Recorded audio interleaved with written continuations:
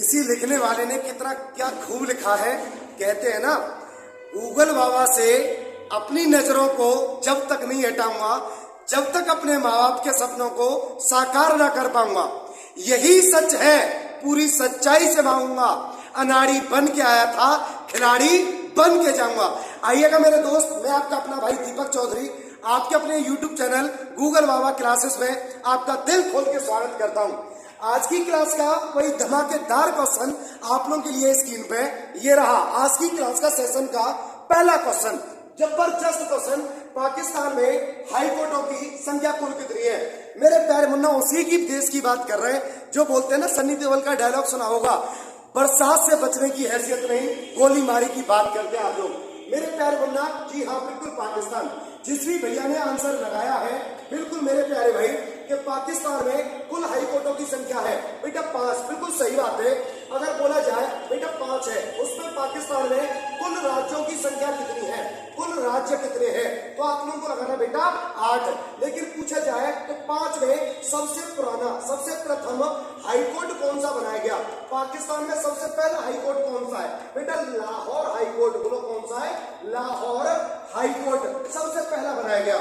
लेकिन बोल दिया जाए कि बेटा जो पाकिस्तान होता है ना, पाकिस्तान में मुख्य न्यायाधीश की जो हाई कोर्ट होता है, हाई कोर्ट के मुख्य न्यायाधीश का जो बेटा जो कार्यकाल होता है, कार्यकाल की बात करेंगे, कार्यकाल कितना होता है? तो आप लोगों को लगाना है 62 वर्ष तक। कब तक होता है बेटा? 62 वर्ष तक। जब तक पाकिस्तान में हाई कोर्ट के मुख्य न्यायाधीश की आयु आधार कार्ड में 62 वर्ष ना हो जाएगी, जब तक बेटा वो अपनी ड्यूटी पे निर्भर रहता है। लेकिन बोला जाए मेरे प्यारे मुन्ना कि लाहौर हाई कोर्ट के वर्तमान में बेटा, वर्तमान की पूछे, वर्तमान में मुख्य न्यायाधीश कौन है? अगर मुख्य न्यायाधीश की बात पूछ लेगा तो आप लोग मेरे जिगर के छल्ला कितने प्यार से लगाओगे? वर्तमान में है ना, जिनका नाम है न्यायमूर्ति। बोलो कौन है? न्यायमूर्ति। नाम सुना होगा इजाज का। किसका सुना होगा? इजाज उल एहसान का। किसकी बात कर रहा हूं? एहसान। एक बार प्यार से बोलूंगा, पाकिस्तान के जो लाहौर हाई कोर्ट के वर्तमान में मुख्य न्यायाधीश कौन है? इजाज उल एहसान। मेरे प्यारे भाई, अगर हाई कोर्ट की बात करें तो कोई इस प्रकार का भी क्वेश्चन, इंपोर्टेंट क्वेश्चन सिद्ध हो सकता है। मेरे हिसाब से जबरदस्त क्वेश्चन होने वाला है कि पाकिस्तान की सबसे पहले ये किसने बोला कि मुसलमानों के लिए, जो मुस्लिम लोग हैं, मुस्लिम जो व्यक्ति है, मुस्लिम व्यक्तियों के लिए अलग राष्ट्र बनना चाहिए। कैसा बनना चाहिए? अलग राष्ट्र की मांग किसने करी? बेटा मांग करने वाला बंदा कौन था? जबरदस्त क्वेश्चन है, आपने पढ़ा होगा, बहुत ही पुराना क्वेश्चन है। जो बेटा किया था महमूद, जो किसके द्वारा बोला गया? महमूद इकबाल के द्वारा। बोलो किसके द्वारा? इकबाल के द्वारा। लेकिन पेपर में आने लायक क्वेश्चन, बेटा मुसलमान व्यक्तियों के लिए अलग राष्ट्र की मांग महमूद इकबाल के द्वारा कब की गई? सन 1920 ईस्वी में। बिल्कुल प्यारे मुन्ना, नेक्स्ट अगर पूछा जाए, जबरदस्त बात है कि बेटा अगर पाकिस्तान, ये आने वाले क्वेश्चन है, बहुत पेपर में पूछे गए कि मुसलमान राष्ट्र का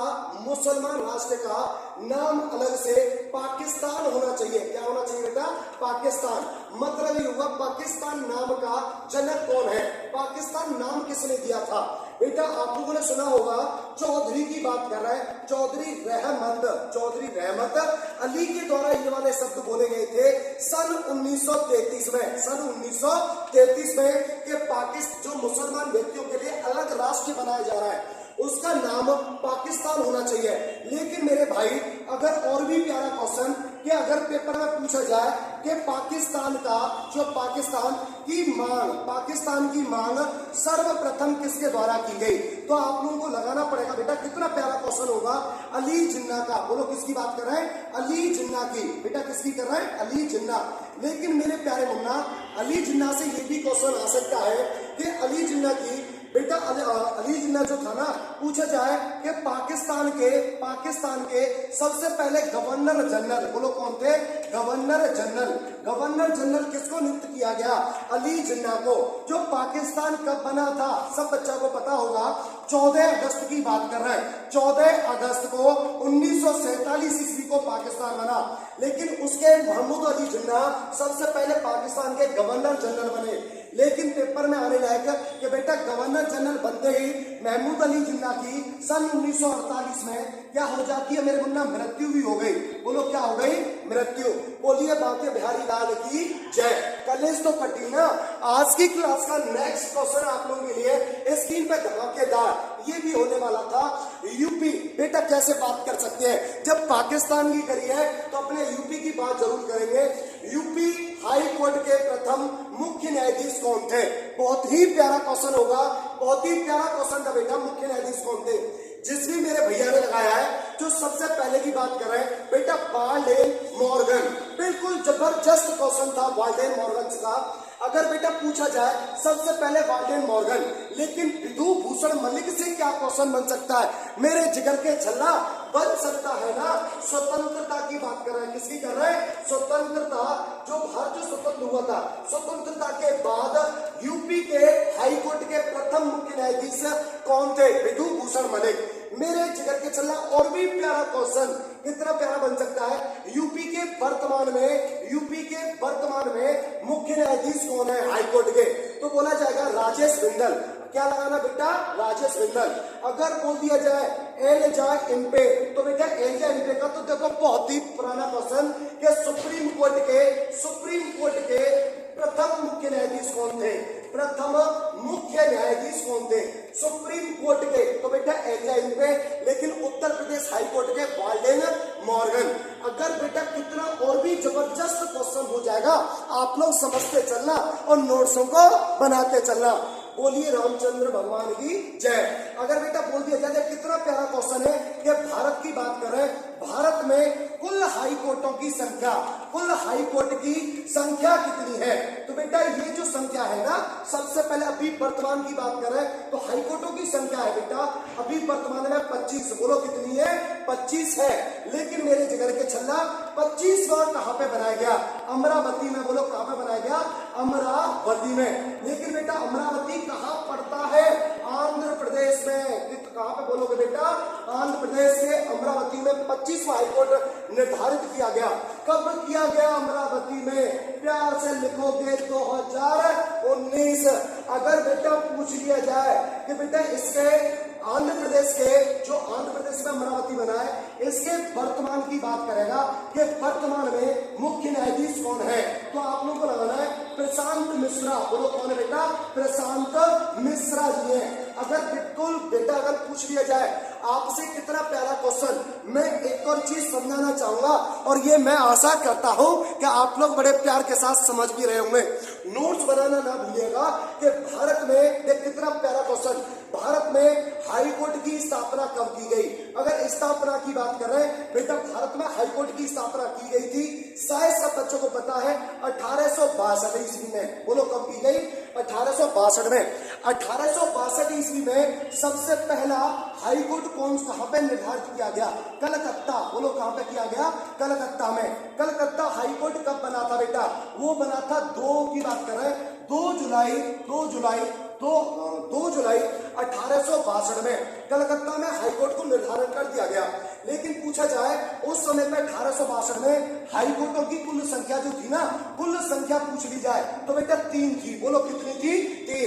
अगर बेटा पूछ लिया जाए, अगर नेक्स्ट क्वेश्चन आज की क्लास का जबरदस्त होने वाला है, एक बार परमात्मा का नाम लोगे, बोलिए बांके बिहारी लाल की जय। अगर बोला जाए कि महिला एशियाई कप 2022 का विजेता कौन है?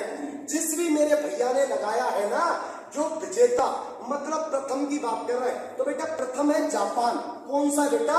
जापान। और जापान है बेटा प्रथम। लेकिन पूछ लिया जाए दूसरे स्थान पे कौन रहा? दूसरे पे रहा है दक्षिण कोरिया।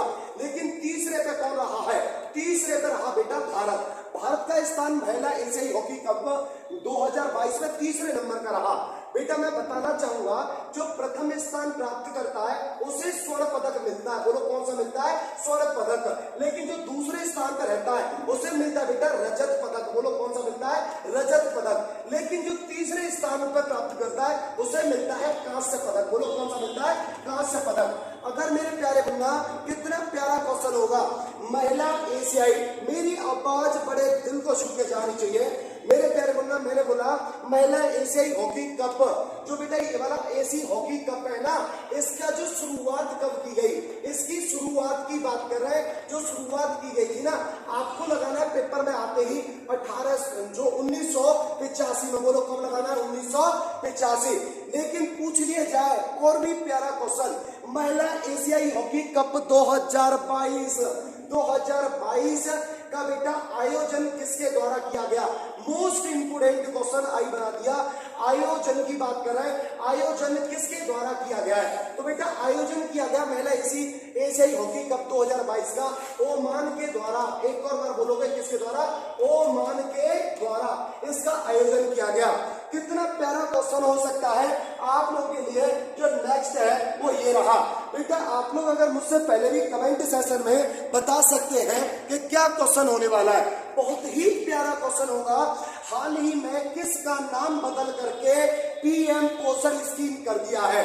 बेटा पीएम पोषण स्कीम किसका नाम बदल के कर दिया? बेटा मिड डे मील योजना। कितने प्यार से बोलोगे मिड डे मील योजना। अगर बोला जाए कि बेटा राजीव गांधी राष्ट्रीय उद्यान का नाम बदल करके वर्तमान में हाल ही में क्या कर दिया है? औरंग राष्ट्रीय उद्यान। बोलो क्या लिखोगे? औरंग। बोलो क्या लिखोगे? औरंग राष्ट्रीय उद्यान की बात कर रहे हैं, औरंग राष्ट्रीय उद्यान कर दिया है। लेकिन मेरे जिगर के छल्ला, पूछ लिया जाए झांसी रेलवे स्टेशन का नाम बदल करके वर्तमान में क्या कर दिया है? बेटा जो वर्तमान में इसका क्या कर दिया है? वीरांगना। बोलो क्या कर दिया है? वीरांगना रेलवे स्टेशन। वीरांगना रेलवे स्टेशन। अगर पेपर में आने लायक क्वेश्चन पूछ लिया जाए वीरांगना रेलवे स्टेशन कहाँ पड़ता है? उत्तर प्रदेश में पड़ता है बेटा, उत्तर प्रदेश में। लेकिन फैजाबाद रेलवे स्टेशन का नाम वर्तमान में चेंज करके क्या कर दिया? बेटा अयोध्या कैंट कर दिया। बोलो क्या कर दिया? अयोध्या कैंट। बोलो कौन सा कर दिया है? अयोध्या कैंट कर दिया है। अगर पूछा जाए अयोध्या कैंट, नाम से ही सिद्ध हो रहा है अयोध्या कैंट कहाँ पड़ता है? ये भी उत्तर प्रदेश में। बोलोगे कौन सी जगह पे? उत्तर प्रदेश में। लेकिन औरंग राष्ट्रीय उद्यान कहाँ पड़ता है? औरंग राष्ट्रीय उद्यान है बेटा असम के अंदर। बोलो कहाँ पे बेटा? असम में। लेकिन मेरे जिगर के छल्ला और भी क्वेश्चन पूछ लिया जाए। नेक्स्ट क्वेश्चन आप लोगों के लिए स्क्रीन पे ये रहा। मेरे प्यारे बन्ना, कितनी प्यारी बात पूछी है क्वेश्चन में। देखो क्वेश्चन कह रहा है निम्न में से मद्य निषेध कौन से अनुच्छेद में आता है? मद्य निषेध का मतलब होता है मेरे प्यारे मुन्ना, जो शराब की, मदिरा की, तंबाकू की, बीड़ी सिगरेट की इत्यादि की बात कर रहे हैं। ऐसे जो नशीले पदार्थ होते हैं, जो अगर पेपर में आने क्वेश्चन, बेटा ये हिंदुस्तान में जो शराब मदिरा वगैरह बिक रही है या कोई धूम्रपान जैसी जो निषेध चीज, जो चीजों को बेचते हैं, उनके लिए कोई ना कोई संविधान में कहीं ना कहीं लिखा जरूर गया है। और उसी की बात कर रहे हैं। जो लिखा गया है वो कहाँ पे लिखा गया है? उसी की आजादी के लिए, उसी आर्टिकल के तहत इनका व्यापार करते हैं, वह लोग बाग इनको यूज करते हैं। तो मद्य निषेध के लिए आर्टिकल है बेटा अनुच्छेद नंबर 47। बोलो कौन सा अनुच्छेद है? 47। लेकिन पेपर में आ जाए कि अनुच्छेद 48 किसका वर्णन करता है? कितना प्यारी बात होगी। 48वां किसका वर्णन करता है? आप लोग लगाओगे बेटा कृषि का वर्णन करता है। बोलो किसका करता है? कृषि का।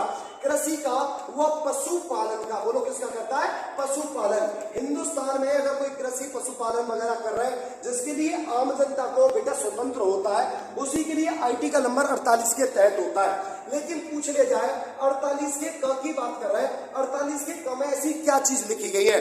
बहुत ही प्यारी बात होगी। इसका मतलब ये हुआ कि 48 का क, इसका मतलब ये है कि पहले जब संविधान को लागू किया गया ना मेरे भैया 26 जनवरी 1950, उस समय पे ये जो 48 का क था, ये वाला आर्टिकल क वाला नहीं था। इसका मतलब ये हुआ कि बाद में इसको निर्धारण किया गया है। बाद में कब किया गया है? 42वें संविधान संशोधन के द्वारा। 42वां, जब कोई संविधान में कोई चीज जोड़ी जाती है या कोई चीज घटाई जाती है तो उसमें इसमें बेटा संविधान संशोधन करना पड़ता है। संविधान संशोधन, संविधान की बात करें, संविधान संशोधन किया गया।